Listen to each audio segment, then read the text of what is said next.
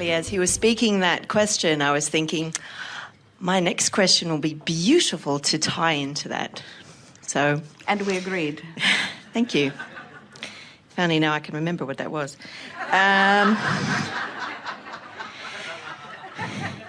Get out. Prior to coming here, my particular strategy for the law of attraction was to do everything to feel good. And I assumed that when contrast occurred, I immediately said, okay, well, this is what I want instead. And I tried to ignore that. And I thought I was pretty good at ignoring the thing that the contrast was. And I believed that if I continue to feel good, law of attraction says only things that will feel good will come to me. And that's theoretically accurate, unless the thing that you're ignoring is remaining active in your vibration. Well, this is what I wasn't quite sure about, because as I'm hearing you speak during this cruise, it's saying that these things are getting bigger and bigger and you actually have to start cleaning them up. Well, it's not... by cleaning them up, we don't mean changing them. We mean changing your vibrational response to them. In other words, it's like tuning your... The best way of saying this is that every subject is wanted and unwanted, or some variance of it. Really wanted and really not wanted, or sort of wanted and sort of not wanted. In other words, it's always equally proportionate on either end of the wanted or not wanted scale. Right. So when you activate any subject, it has the very real potential, since it's a subject with a big range, it has the potential of vibrating where it really feels good or less good or less good or really, really bad. In other words, it has the potential. And your propensity for where you ring in on that subject has been practiced and established. So you might have a desire that's... And the thing that's most interesting is the things that you want the most, you often have a propensity to vibrate in an extreme opposite place. Doesn't that make sense when you think about this? So you have to train yourself into vibrational vicinity of what feels really good. That's why what we commonly say is reach for the best feeling thought you can find from where you are, the best feeling thought from where you are, the best feel, until you just sort of train yourself up the vibrational scale into compliance with as good as it can get so far. I still seem to have some confusion on this. For example? Even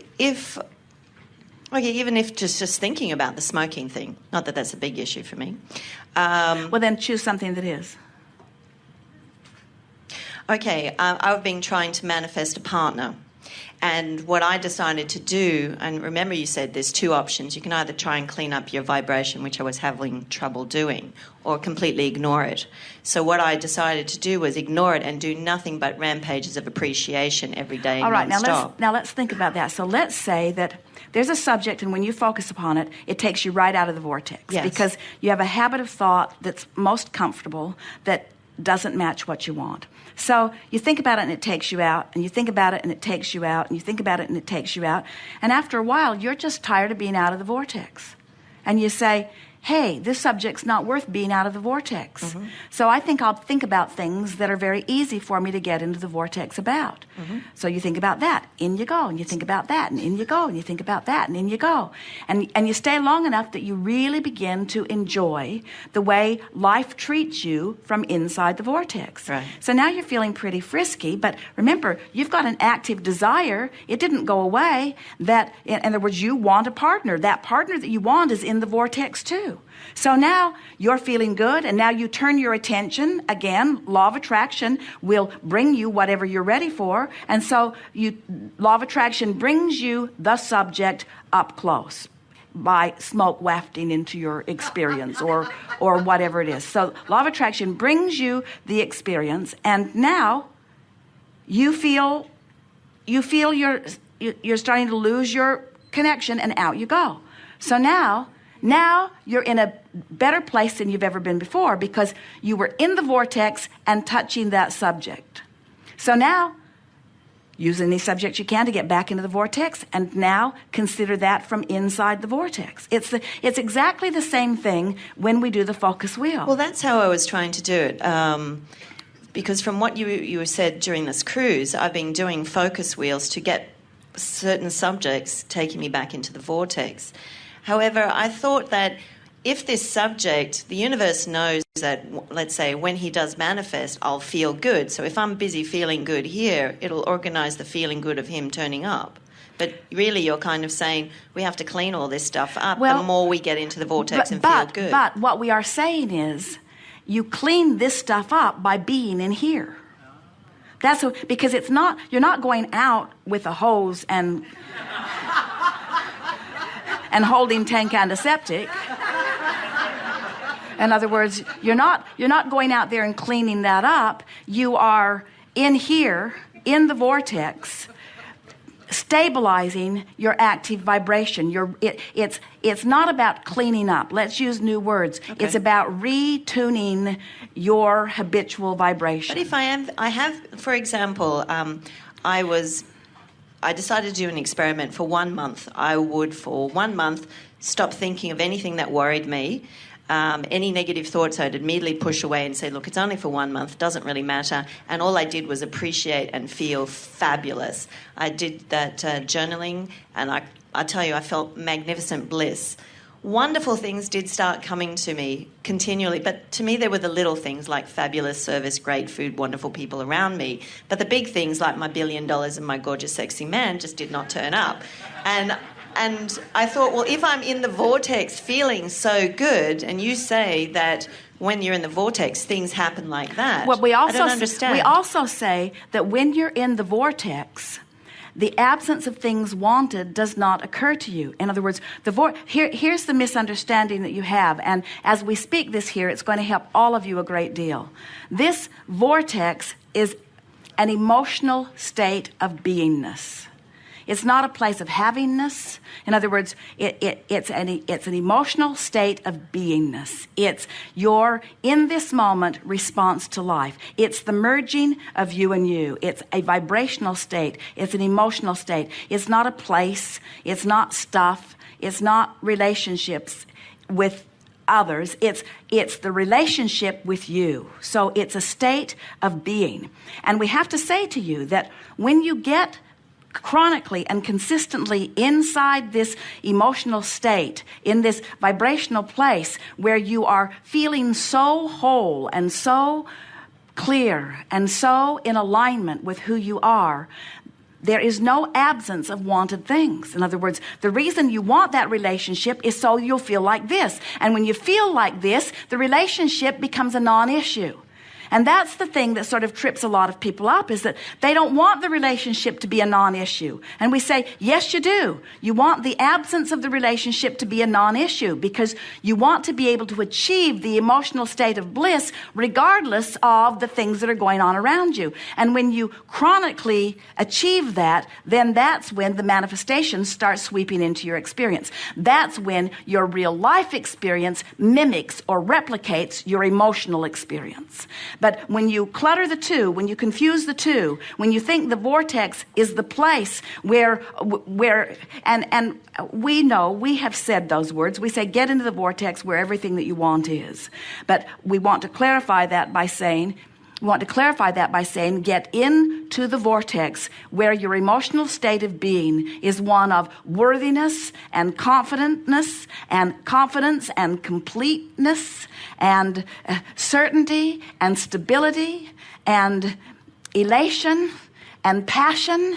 And when that is your habit of thought, when that is the way you feel, then out here in this real world that you live, all of the actualization that replicates that vibrational accomplishment must come to you. So what happens is you get in and you feel that way, and then you take score, and then you don't feel that way. So you get in and feel that way, and then you take score, and then you don't feel that way. So what we're wanting to assist you in no longer doing is taking score. What we really want is something that many of you resist. We want the vortex and the way it feels in the vortex to be enough for now, to be enough for now.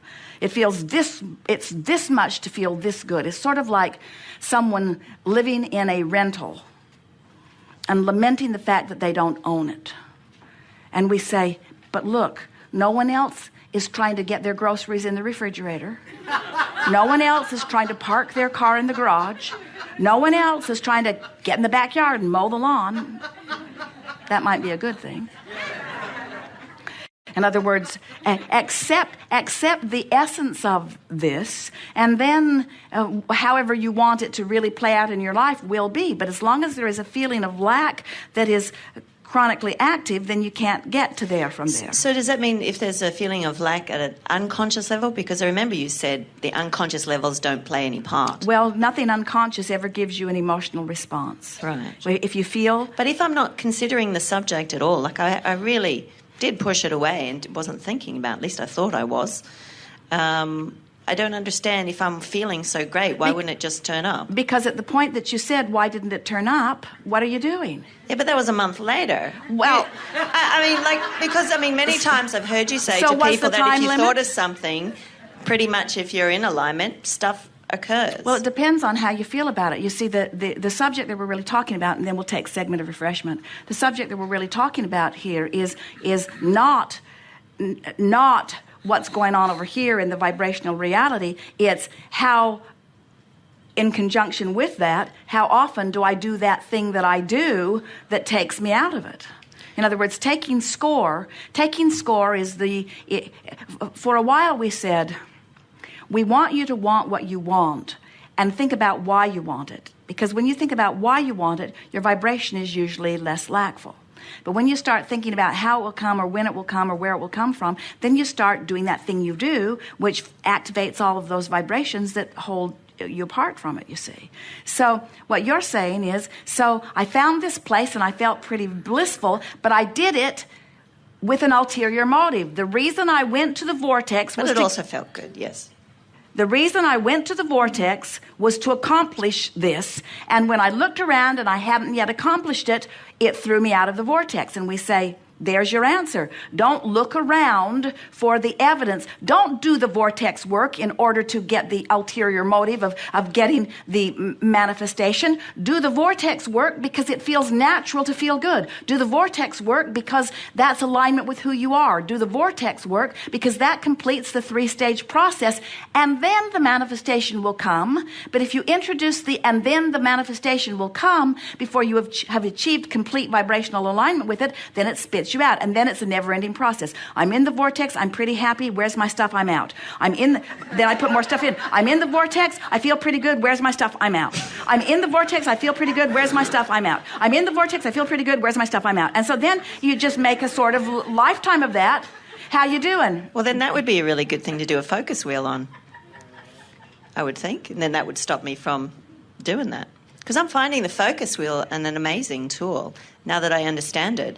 Particularly when I was reminded by someone here that if you just spend the 17 seconds on that particular statement, another one comes, and then it really flows well. And I was amazed at how fabulous it felt. We agree. Do that. Okay, I'll do that. Thank you very much. Appreciate it. Yes, indeed. Good time for a segment.